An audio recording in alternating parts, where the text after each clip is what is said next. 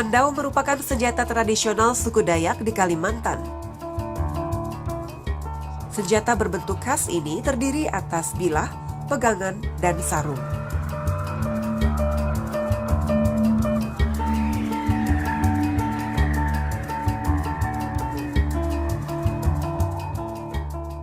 Bagi masyarakat Dayak, mandau merupakan senjata pusaka yang diwariskan secara turun-temurun.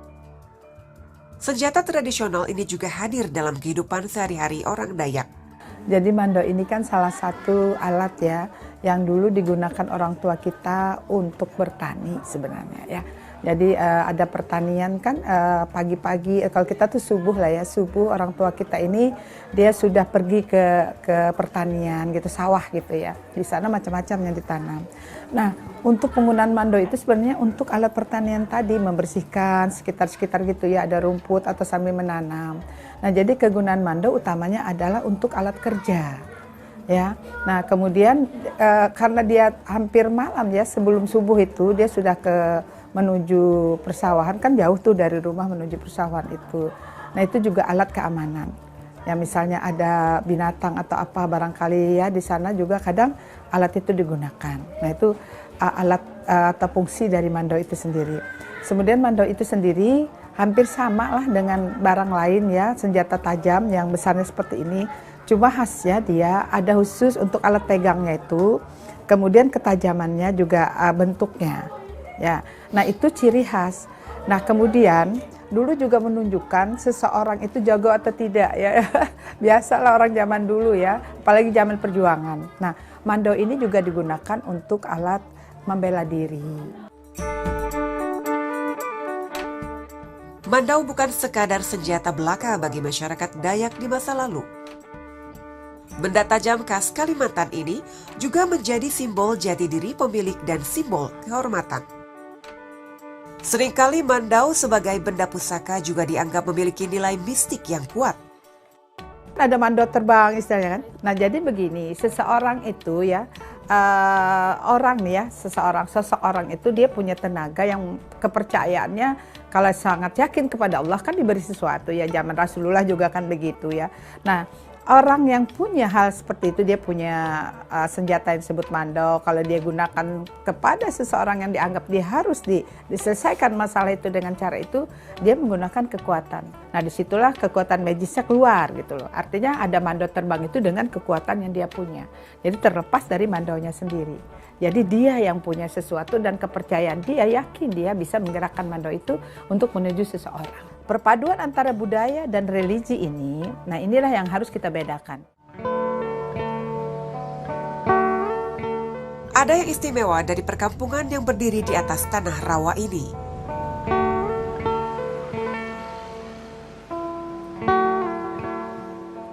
Wilayah negara yang berada di Kabupaten Hulu Sungai Selatan ini tersohor sebagai sentra pandai besi di Kalimantan Selatan. Kalau kita sih cerita dari ya datu-datu nenek-nenek kita juga kan asal muasal pandai besi di sini dari leluhur kita lah. Mungkin dulunya ada berhubungan dengan sebuah kerajaan kan di sini. Nah, dulu di sini ada kerajaan Daha namanya. Yang sekarang kan masih lestari ya pandai besi ini, Bu.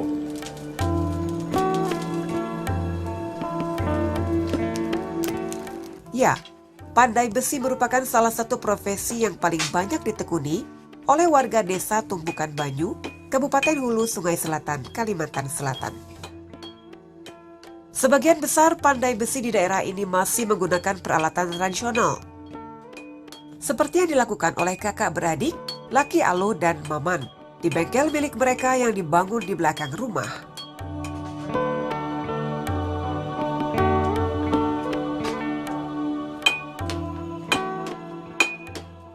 Sehari-hari Laki Alu dan Maman membuat peralatan yang terbuat dari bahan baku besi ataupun logam. Selain itu mereka juga sering menerima pesanan pembuatan mandau. Sebenarnya nggak khusus, Bu, sini bermacam-macam. Terserah orang yang mau request, mau mandau, bilah katana, golok, dan lain-lain kan. Kalau kita mampu membuat, ya kita terima order. Kalau mandau banyak. Selain mandau ada tombak juga kan.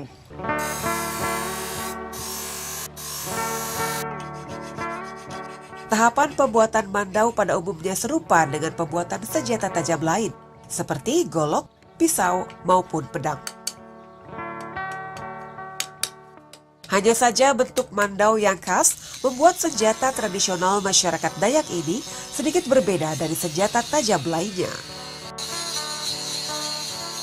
Bukan hanya untuk hiasan pajangan, sejumlah pemesan mandau di bengkel Laki Alu dan Maman juga berencana menggunakan mandau yang dipesan sebagai senjata. Uniknya, terkadang pemesan meminta sejumlah syarat khusus kepada pandai besi saat proses pembuatan mandau. Kalau kami bikin, kecuali orang yang mesan yang minta ditempatkan hari tertentu, jam tertentu, bisa kita. Jadi tergantung pemesan, Bang tolong bikinkan hari Jumat, umpamanya kan sekitar jam 10.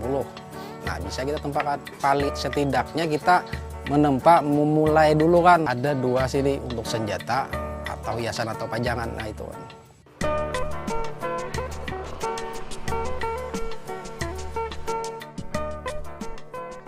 Berbicara tentang mandau maka tak lepas dari kelengkapan atau aksesorisnya. Di wilayah Nanggara, Kabupaten Hulu Sungai Selatan, juga terdapat perajin yang khusus membuat sarung mandau.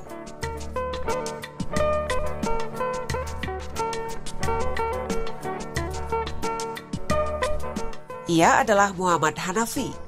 Sudah puluhan tahun Hanafi menekuni kerajinan pembuatan sarung mandau. Sarung mandau di tempat ini dibuat dengan menggunakan kayu ulin dan kayu meranti. Kedua jenis kayu itu merupakan bahan sarung mandau yang kuat, tidak mudah lapuk, serta tahan lama. Meski demikian, antara kayu ulin dan meranti juga memiliki perbedaan. Apabila menggunakan kayu ulin, maka sarung mandau akan lebih berat. Sementara apabila menggunakan kayu meranti, berat sarung mandau lebih ringan. Ada ini meranti ini. Kalau yang ini ulin. Kalau ketahanannya tahan ulin, ketahanannya ulin. Tapi kalau untuk ringannya ya jelas ringan ini. Harga beda, ini lebih murah ini. Untuk yang meranti ini lebih murah. Kalau yang ulin ini biasanya pakai gegangnya tanduk sesuai dengan kualitas kayunya. Itu tahan lama, nggak kelapuk ini. Kalau bisa sampai ratusan tahun ini mungkin nggak hancur. Anti rayap, Pak? Anti rayap.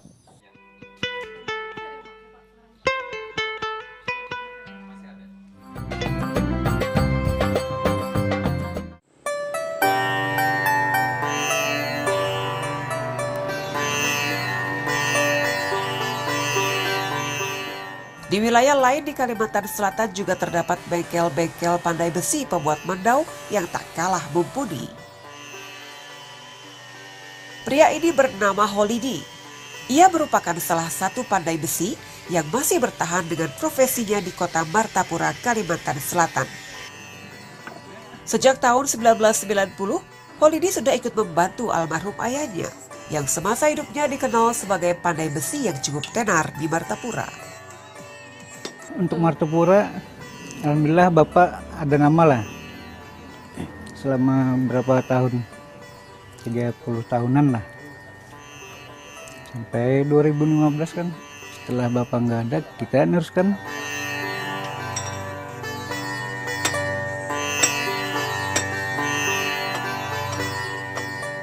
Bukan pandai besi biasa, Holidi dikenal cukup ahli membuat mandau. Kali ini ia sedang membuat mandau pesanan pelanggannya yang berasal dari luar kota. Untuk bahan baku pembuatan mandau, Holidi biasa menggunakan besi permobil. Bahan besi dari permobil memiliki mutu yang bagus dan kuat.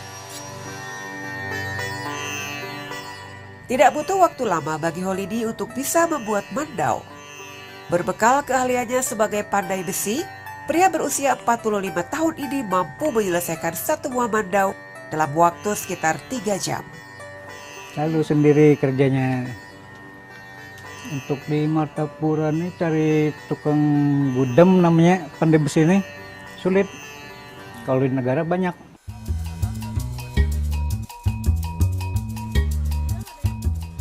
Bila mandau berbentuk panjang dan pipih seperti parang, dengan bagian ujung yang runcing. Untuk memperindah bentuk mandau, biasanya terdapat ukiran pada punggung bilah.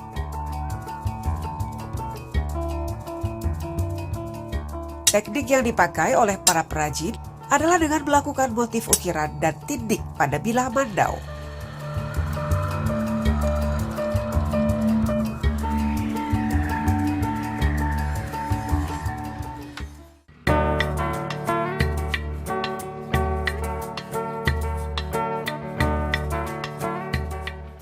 Seiring perkembangan zaman, mandau sebagai senjata tradisional khas Dayak ini kini banyak diperjualbelikan sebagai cenderamata. Seperti yang terlihat di salah satu sudut komplek pertokoan di Kota Martapura, Kalimantan Selatan. Berbagai ragam mandau khas Kalimantan bisa ditemui. Di situ yang sering ada dua, Mbak. Kayak gini kan jenis souvenir. Biasanya buat orang oleh-oleh gitu. Kalau souvenir ini dia harga 100.000 sampai kisaran 700. Kalau ini mandau lama kan, mandau ori lah istilahnya. Ori maksud itu mandau dibikin memang sesuai pakem mandau. Kayak sarung, kayak ukuran, handle-nya dari harga 2.500.000 sampai harga 7 juta. Biasanya yang sering cari itu kolektor, Pak. Nah zaman sekarang mandau itu ya tadi digunakan sebagai alat bagian dari salah satu hiasan rumah. Artinya menunjukkan bahwa kita orang Kalimantan, maka ciri khasnya ada punya mandau. Itu salah satu contoh dan bahkan sekarang menjadi aksesoris atau apa istilahnya oleh-oleh dari satu daerah. Nah itu perkembangan zaman sekarang. Cuman bedanya barangkali tidak setajam zaman dulu penggunaannya. Jadi bahannya beda gitu ya, yang untuk hiasan dengan yang asli. Iya, jadi Kalimantan Tengah ciri khasnya beda dengan Kalimantan Selatan, begitu juga Kalimantan Barat, Kalimantan Timur.